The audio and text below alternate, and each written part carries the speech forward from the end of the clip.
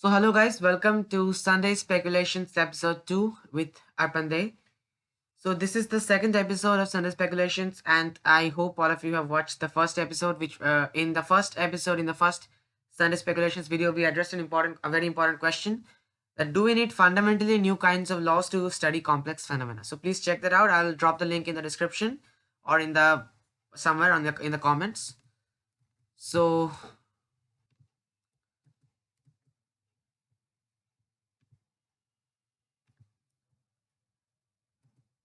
So what is Sunday speculations? Every Sunday I'll upload a video on this YouTube channel discussing a big question about science, mainly physics, philosophy, or life. So I'll assume you already know what Sunday speculations is because most of you have watched the first episode. I'm not sure how many of you have watched it because it is only 21 views, which is a bit unfortunate. But still, I have done a lot of promotion about Sunday speculations on my social medias and everything. So I'll guess you know what it is.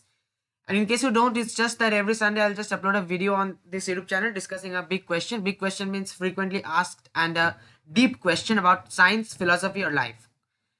Questions like, is science going to end? What is the meaning of life? What is the meaning of life is somewhat close to the question which we'll be addressing today. And so on and so forth. And yes, anyone can ask questions. You can submit your questions too by visiting this page. So this link you can visit and you can submit your questions by using the form on my website. So the submit your Sunday speculations questions here. You just need to put in your first name, last name, email, and question. You can ask a maximum of 3 questions separated by commas. And if your questions are possible for me to answer, then they'll be addressed in the Sunday speculations episode. Of course, your name will not be mentioned without your consent. So that's all, guys, about Sunday speculations. So let's begin with today's episode.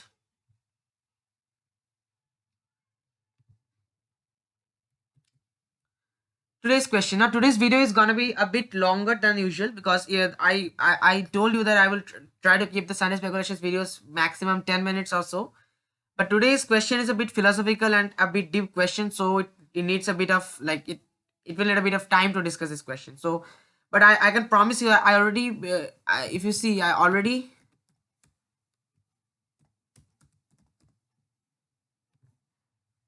in the community tab of my YouTube channel, in the community tab, I already shared a post. I don't know how many of you have seen it. I have devoted over 6 pages of my book, a book on physics, to nihilism, the meaning of life, and the futility of existence. Although these are not scientific topics, I believe we all, as intelligent creatures, need to contemplate the meaning of life and death. So get ready for the second episode of Sunday Speculations, premiering tomorrow on this channel. So question is there any point to anything? That's the question of today's Sunday Speculations, and I think this video will change the way you look at life and universe. So this is what I want to emphasize. I think this video will change the way you look at at life and the universe. So please watch this video and thanks. So here's a GIF, and yeah, some people have seen this. There are 6 likes already. So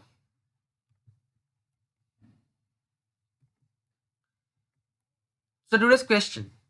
Today we will discuss a deep and philosophical question which might not qualify as a scientific question, but which definitely qualifies as a good Sunday speculation question. Because I've already announced that these episodes will focus on questions about science, life, and philosophy, not only science. So what's the question? Is there any point to anything? Or in slightly different words, is there any meaning to life, or is everything ultimately pointless and meaningless? I know I've addressed similar questions on my channel and website before, but I will look at the topic from a slightly different perspective in today's video. Also, in case you have read the updated edition of my book, today's video is just a detailed discussion on what I've written in the end of the conclusion of the book. So yeah, that's it. If you have read the updated edition of my book, then you probably already know what I'm going to tell today. But in case you want to know it in more detail, in case you want to hear a live discussion about it, not live discussion, just a discussion about it, then you can watch today's video. So there is no point to anything. This is the first thing which we need to accept. Accept in the sense, okay, let's just go with the flow. Let's not get into something else. So some people will say that all science has done is prove that everything is pointless. To quote Steven Weinberg, the more that the universe seems comprehensible, the more it also seems pointless. He further clarifies, what I meant by that statement is that there is no point to be discovered in nature itself. There is no cosmic plan for us. We are not actors in a drama that has been written with us playing the starring role.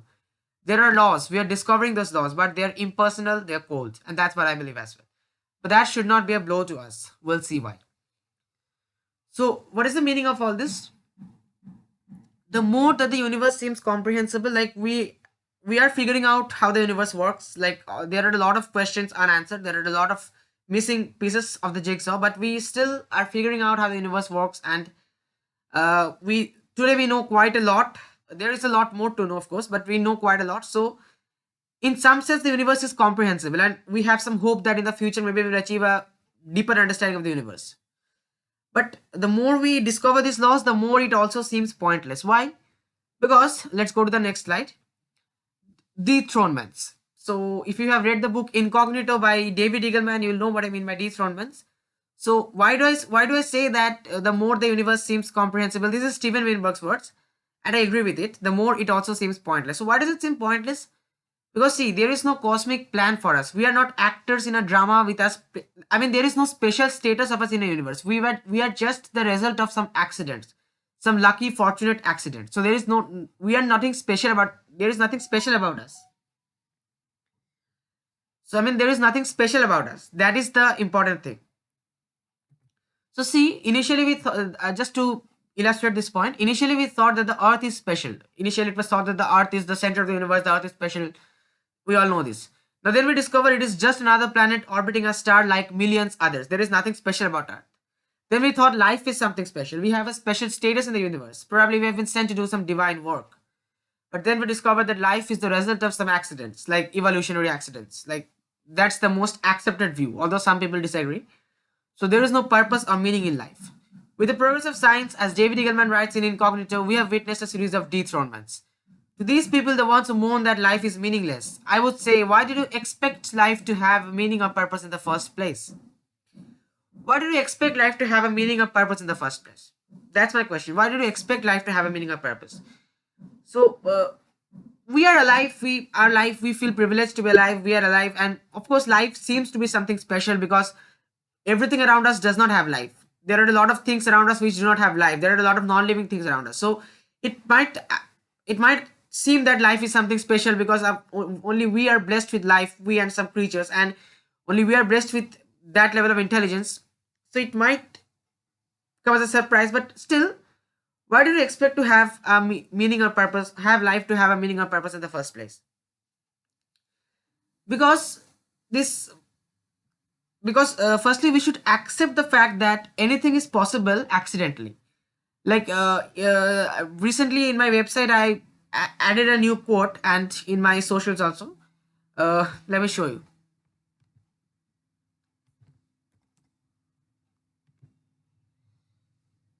Ordered complexity is a fortunate product of random processes. So ordered complexity, life is, there is some amount of order in life, and life is complex. Definitely life is complex.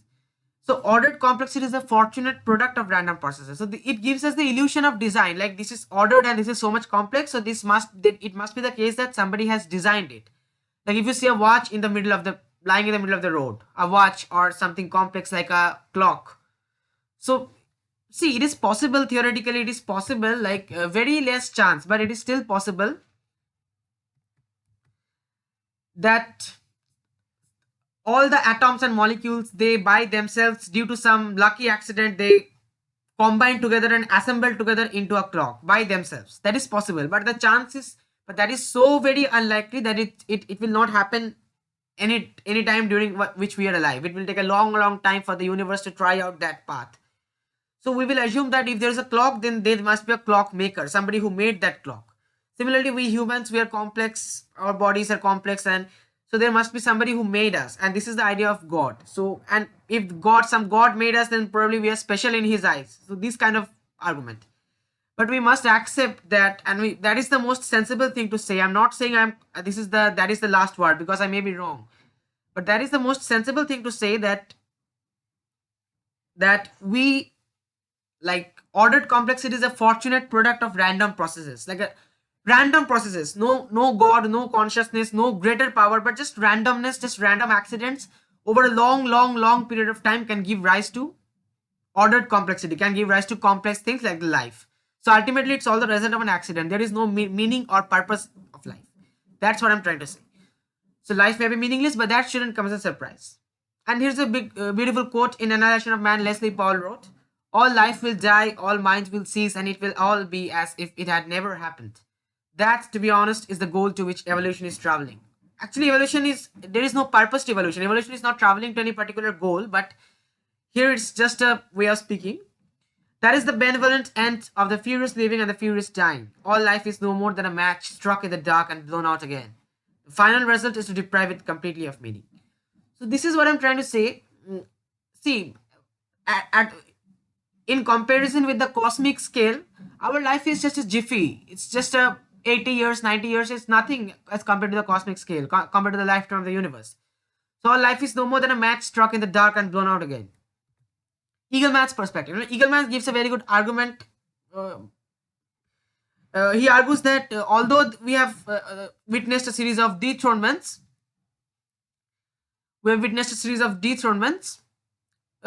but still that is not a bad thing. That is not a blow to us, according to Eagleman. And I agree with Eagleman. So let's see Eagleman's perspective. So yeah, humans have to accept that they do not have any special status in this vast and endless universe. This, according to some, is also the cause of many psychological disorders. For some, it's a difficult fact to accept. Albert Camus went so far as to propose that the only real question in philosophy is whether or not to commit suicide. Let's see what Eagleman has to say on the matter. I suggest that the philosophers may have been taking the news of the dethronements a bit too hard. Is there really nothing left for mankind after all these dethronements? The situation is likely to be the opposite. As we plumb further down, we will discover ideas much broader than the ones we currently have on our radar screens. In the same way that we have begun to discover the gorgeousness of the microscopic world and the incomprehensible scale of the cosmos. The act of dethronement tends to open up something bigger than us, ideas more wonderful than we had originally imagined. In the case of Galileo's discovery that we are not at the center of the universe, we now know something much greater. That our solar system is one of billions of trillions. Even if life emerges only on one planet in a billion, it means there may be millions and millions of planets teeming with activity in the cosmos. To my mind, that's a bigger and brighter idea than sitting at a lonely center surrounded by cold and distant astral lamps. So maybe it gives you a sense of pride and ego that we are special, we are the only living beings in the universe, but still it's not a very jolly idea. It's not a very delightful idea that we are alone in the universe, right? So there's a very famous quote that either we're alone in the universe or we are not. Both these are equally terrifying perspectives. So even if you're alone in the universe, that's terrifying, and even if you're not alone in the universe, that's also terrifying. So there's a quote by Arthur Clarke, something like this. So the dethronement led to a richer, deeper understanding, and what we lost in egocentrism was counterbalanced in surprise and wonder. Life, death, and meaning. Life, in my opinion, is a struggle to find meaning in an inherently meaningless world. Now, again, I've already discussed why I'm saying that the world is inherently meaningless. Like, there is no fundamental meaning. From the scientific point of view, from the fundamental point of view, inherently the world is meaningless. But still, we have to find some meaning in life. Otherwise, we cannot live. We have to find some meaning in life. But these are just our meaning, derived meanings, personal meanings. So life is nothing but our struggle to find meaning in an inherently meaningless world. There is no point to anything fundamentally, but we sure can find meanings for ourselves. You may ask, what's the point of it all? You may say that nothing really matters in the end. We're all going to die. See, in the big picture, it's a very great book, and I highly recommend the book to you. So in the big picture, Sean Carroll writes, as a physicist, I know it doesn't violate any laws of nature to imagine living beings lasting for millions or even billions of years. So I have no objection there. But eventually, all of the stars will have exhausted their nuclear fuel, their cold remnants will fall into black holes, and those black holes will gradually evaporate into a thin grill of elementary particles in a dark and empty universe. We won't really live forever, no matter how clever biologists get to be. So even if we get to achieve some immortality, so like upload our consciousness to some virtual device, to some pen drive or something, like some computer, or may make some immortal computer or something like that, even then, we will not really live forever. Maybe we can extend our lifespan by hundreds, thousands of years, but we will not really live forever. Everything must end one day. So here, for those of you who have read this poem, actually we had this poem during our class 7 English, or class 8, I think, in our English literature. Percy Shelley's poem Ozymandias. It's a very famous poem, and I don't know if you have read it or not, but it's a very good poem. So the poem basically argues about the transient nature of political power, but in my opinion, it's not only about political power, it's about the transient nature of life. Everything will end one day.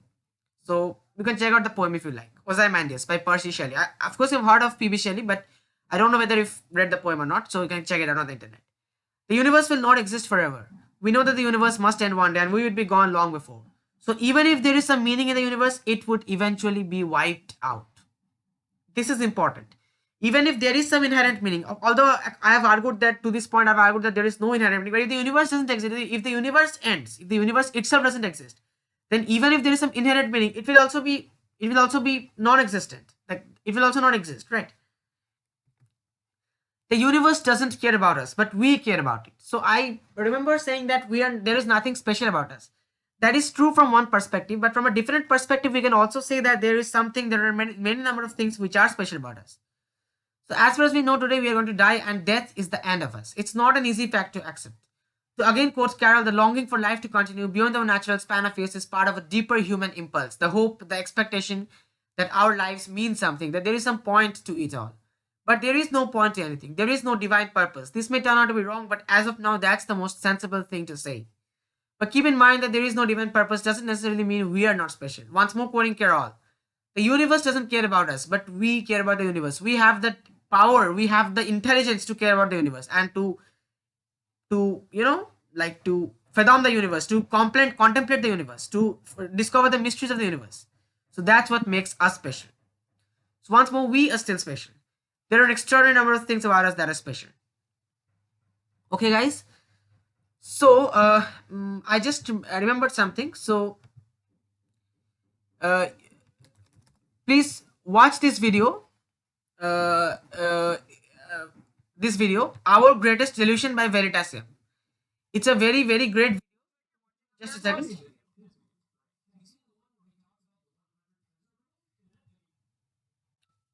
Yeah. So Our Greatest Delusion, I'll drop the link on the description or on the comments or both. So this video is it's an old video, like almost 7 years ago, but it's a very great video. And in this video, Derek Muller of Veritasium, he argues that, our delusion is that we have a lot of time left. Like we have tomorrow, we have a lot of days left. So let's just procrastinate and we have a lot of time left. We're not going to die anytime soon. Of course, accidents might happen, but we don't generally think about dying every time, right? So that means we live our life in a carefree way. Like we have a lot of time left. So there is one thing good for us, because if we constantly start thinking about death and start thinking about dying, then that will not do us any good. That will not be beneficial from the evolutionary point of view as well. But from time to time, it is important to remember that the life is finite. Our days are numbered, because then we will start to live our life in a more meaningful way, in a better way, because we know that we have finite time. So this is what Derek Muller says in this video, and it's a very great video. Please watch it. So how to remain happy I think we completed this slide. There are an extraordinary number of things about us that are special. Okay. So how to remain happy in a pointless world. So today's question was, is there any point to anything? Okay. So is there any point to anything? And as a sub question, you can add that, how to remain happy in a pointless world. Like if there is no point to anything fundamentally, then how to remain happy in a pointless world? That's an important question. Because for many of you, if there is no point to anything, then what's the point of living, right? So how can you live happily and satisfactorily? So finally, how to remain happy in a pointless world. First, according to some people, happiness might not be the most important thing. Forgive me for my irritable habit of quoting people so often, but let me quote Carol one more time. At the end of the day or the end of your life, it doesn't matter so much that you are happy much of the time. Wouldn't you rather have a good story to tell? I don't agree fully. What good would a life full of hardship and grief be to me, even if I have a good story to tell in the end? I am here for a limited amount of time and I must spend my time as happily as possible. Happiness is important to me. But just that we shouldn't restlessly seek happiness in our lives. If you seek happiness, you will never get happiness. Happiness comes automatically. So we should try to stay contented with whatever we have, and of course strive to become better humans. So, and happiness really is not the most important thing, because certain illusions can make us feel happy. Like suppose if we have some religious illusions, like God is watching over me, God is protecting me. So these kind of illusions make us feel happy and safe. But this will just lure us into a false sense of security, because there is actually no God protecting me. And if happiness is really the most important thing, then we will all start doing what makes us happiest and will not worry about anything else. So that life will not work that way. So certain illusions can make us feel happy, for instance, but we are not content with illusions. We want to know the truth. The truth may be difficult, the truth may be harsh, but we want to know the truth. And that is the whole point of science. The whole point of doing science and everything is because we want to know the truth. So of course, life will not always be happy. Quoting Sin Carol one last time, all lives are different and some face hardships that others will never know. But we all share the same universe, the same laws of nature, and the same fundamental task of creating meaning and of mattering for ourselves and those around us in the brief amount of time we have in the world. 3 billion heartbeats, the clock is ticking. We only have about 3 billion heartbeats. That's a statistical fact if you didn't know it. If you can just calculate the number of heartbeats in 80 years about or so, you'll get 3 billion. So finally, is there any point to anything? So concludingly, yes, at times it indeed seems that there is no point to anything and nothing really matters in the end. Perhaps it's impossible for us to answer the ultimate big questions, but of course it can't be denied that we would definitely discover a lot of interesting stuff along the way. Along the way means along the way of discovering, along the way of doing science and stuff. So we definitely discover a lot of interesting stuff along the way, which will directly or indirectly affect our lives, mostly I believe for the better. And we have already discovered a lot of amazing stuff. Of course, we only have about 3 billion heartbeats. We won't live forever, and that's final. But the fact that we have only 3 billion heartbeats should, in my opinion, strengthen our urge to spend our finite lives as happily and meaningfully as possible. We have a limited amount of time and we should make the best use of it. Fundamentally, there's no point to anything, but we can make our lives meaningful, that's for sure. So that's my brief answer to today's question. Fundamentally, there is no point to anything, likely. That's what I think, and that's what is sensible as well. That's what seems true as well as of now. But we can make our lives meaningful in our own way, that's for sure. So thanks for watching. See you again next Sunday. It's already 21 minutes long, so I don't want to make this video any longer. Please do like, share, and subscribe. Thanks a million, guys. So thank you, guys. Thank you.